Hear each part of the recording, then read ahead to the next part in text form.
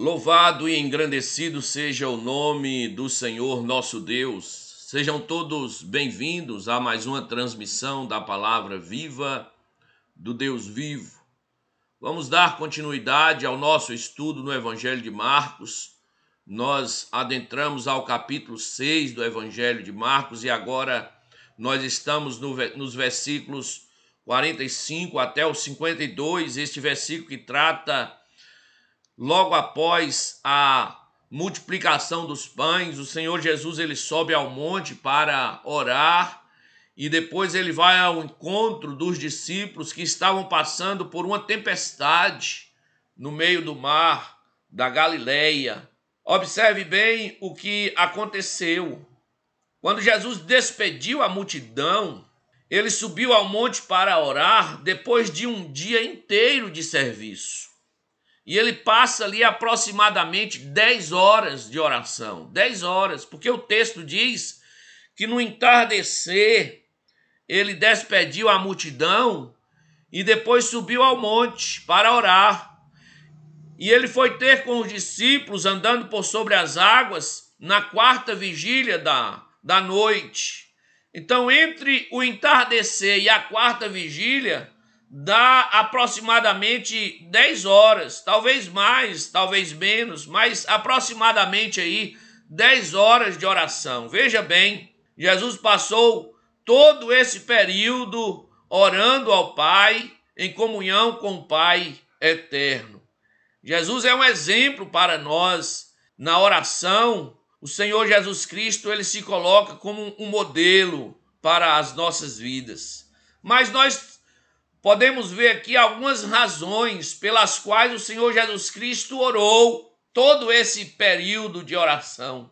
Em primeiro lugar, amados irmãos, é que esse momento de oração de Jesus acontece exatamente depois da multiplicação dos pães e antes da tempestade, dele andar por sobre as águas. Essa lição que nós tiramos, a oração ela cabe exatamente depois que você teve uma grande conquista, uma vitória, que Deus te abençoou grandemente. Então você deve correr para Deus, para agradecer ao Senhor, para louvar o Senhor, enaltecer o nome do Senhor e dizer para Deus que há uma dependência sua de Deus. Você depende de Deus, nós dependemos de Deus. Toda a nossa suficiência vem de Deus. E se acontece alguma vitória, alguma bênção em nossas vidas, foi porque Deus nos abençoou. Então, depois de uma vitória, você deve voltar-se para Deus em louvor, em gratidão e reconhecendo a sua dependência de Deus. Foi isso que Jesus foi ao monte orar, depois de ter efetuado aquele grande milagre, acontecido aquela grande bênção. Jesus foi orar ao Pai, porque ele dependia do Pai. Ele disse: eu vim para fazer a vontade do meu Pai que está nos céus. Jesus compreendia essa dependência dos céus. E a oração também acontece antes da tempestade, antes dele andar por sobre as águas, dando-nos entender, amados irmãos, que nós também devemos orar a Deus antes de qualquer enfrentamento, de qualquer situação difícil que nós tivermos.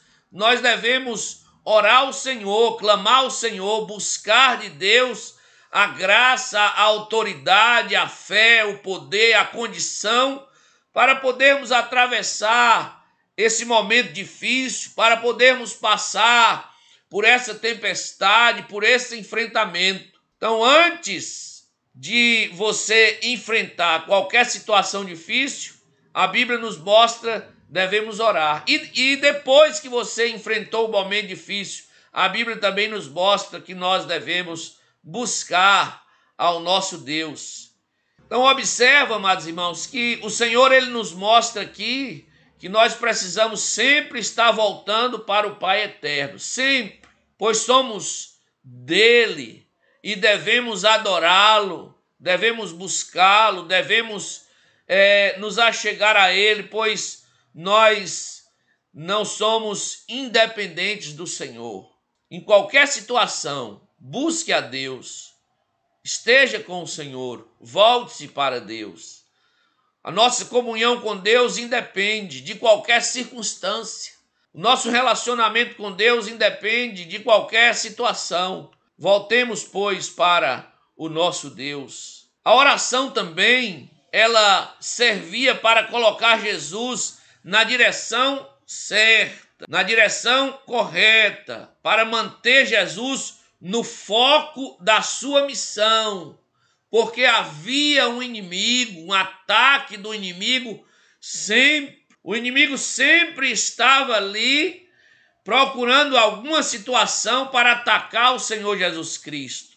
No Evangelho de Lucas, depois da tentação, amados irmãos, observa que o texto diz assim: o inimigo deixou até momento oportuno. Depois que houve toda aquela tentação lá no deserto, o inimigo deixou até momento oportuno. Está registrado no Evangelho de Lucas, na passagem que fala sobre a tentação que o Senhor Jesus Cristo sofreu.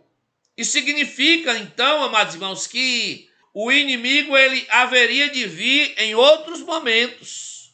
Ele tentou Jesus naquele momento, mas agora iria vir em outras situações, em outras circunstâncias. E nesse momento que Jesus multiplica os pães, amados irmãos, se você observar bem o contexto nas passagens paralelas no Evangelho de João, diz que a multidão veio para proclamar Jesus como rei. Olha só a tentação, proclamar Jesus como rei, rei das necessidades físicas e materiais, rei ali politicamente.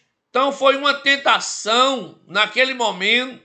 E Jesus impeliu os discípulos, irmãos. O texto é bem claro e diz assim, Jesus ele impeliu os discípulos, como que empurrando os discípulos, para que os discípulos estivessem então no mar e não ouvissem aquela proposta da multidão, porque poderia ser que os discípulos viessem querer aceitar aquela proposta. Porque esta é a condição que nós vemos, os discípulos querendo um ser maior do que o outro, querendo ser melhor do que o outro, dois dos discípulos, um querendo sentar à direita de Jesus, outro à esquerda. Então havia essas aspirações, essas ambições dos discípulos. E se eles ouvissem aquela proposta da multidão, eles seriam tentados. Jesus impeliu os discípulos para embarcar, forçou os discípulos para embarcar, para que então eles não caíssem naquela tentação. Jesus sobe ao monte, amados irmãos, para orar a Deus, para manter o seu foco, porque ele não veio fazer a vontade dos homens, ele não veio fazer a vontade do mundo, ele não veio fazer a vontade do diabo, ele veio para fazer a vontade do Pai. Foi isso que ele disse: eu vim para fazer a vontade daquele que me enviou. E o inimigo sempre estava espreitando ao Senhor Jesus Cristo. Como diz o apóstolo Pedro, o inimigo anda ao nosso derredor, rugindo como um leão, procurando a quem tragar. O Senhor Jesus subiu ao monte, porque estar com o Pai, orando ao Pai, é momento de manter a direção, de manter o foco. Jesus subiu ao monte para orar justamente para isso. A oração nos mantém na direção certa. A oração nos mantém no propósito certo. A oração nos mantém no foco, para nós não desviarmos, para nós não sairmos em meio a um mundo tentador, em meio a tantas propostas tentadoras, em meio a tantas direções que o pecado nos oferece. A oração, a estar em comunhão com o Pai, vai nos manter nesse foco, amados irmãos. Tomemos o exemplo do nosso Senhor Jesus Cristo. Estejamos com o Senhor. Quando então o inimigo vier com as suas tentações, com as suas propostas, com os seus pratos, com os seus manjares, estejamos com o Pai eterno, voltemos para Deus em oração, para estarmos firmes com o Senhor. Louvado seja o nome do Senhor. Aleluias. A outra razão que Jesus subiu ao monte para orar foi para que os seus discípulos compreendessem, irmãos, o seu ministério, a sua pessoa.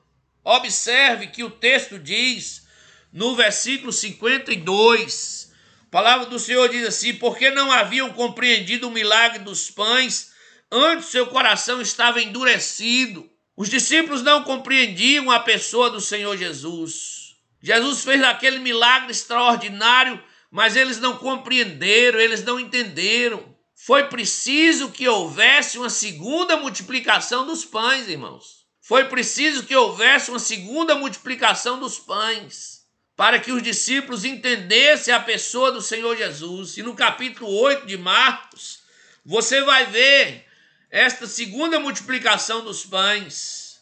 Todo esse contexto do capítulo 8 de Marcos, amados irmãos, nos mostra justamente isso. Jesus querendo levar os discípulos a compreender a sua pessoa, até que, então, Jesus pergunta para os discípulos: o que os homens dizem a meu respeito? Ah, Senhor, uns dizem que o Senhor é João Batista, outros dizem que o Senhor é Elias, outros dizem que o Senhor é algum dos profetas.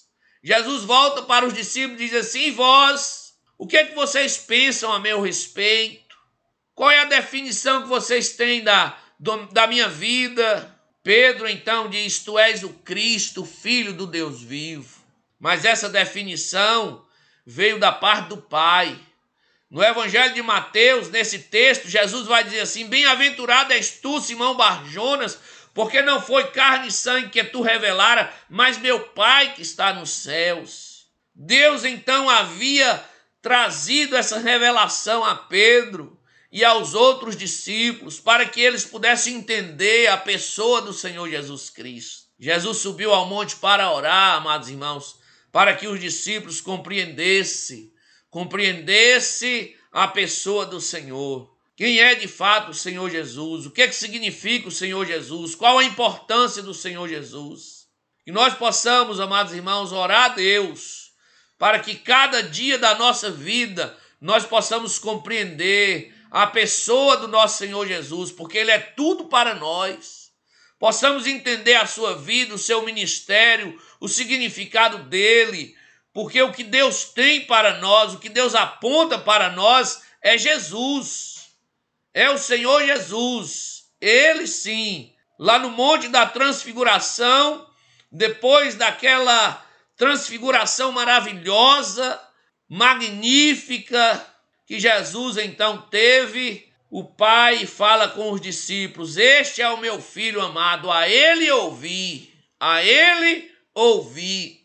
Deus aponta Jesus, que nós possamos compreender cada dia mais a pessoa do nosso Senhor Jesus Cristo, que possamos entender o que Ele é para nós. Ele é tudo que Deus tem para as nossas vidas. Ele é tudo que Deus tem para nos abençoar é através de Jesus. A salvação é através de Jesus. É no nome de Jesus que nós voltamos para Deus quando nós oramos. Que Deus possa abrir o seu entendimento, a sua compreensão, para que você possa entender Jesus. Aleluias. Glória a Deus. Estas são as razões, irmãos, que eu vejo nesse texto, pelas quais o Senhor Jesus Cristo orou e buscou ao Pai eterno, para que ele estivesse focado na sua missão, buscando sempre de Deus a orientação. Que possamos imitar o nosso Mestre amado, nosso Senhor Jesus, para que estejamos firmes como crentes, filhos de Deus, nesse mundo tão pervertido, tão corrupto, nesse mundo no qual há um adversário que está sempre nos tentando. Que Deus abençoe a sua vida, em nome do Senhor Jesus. Fique na paz do Senhor. Amém e amém.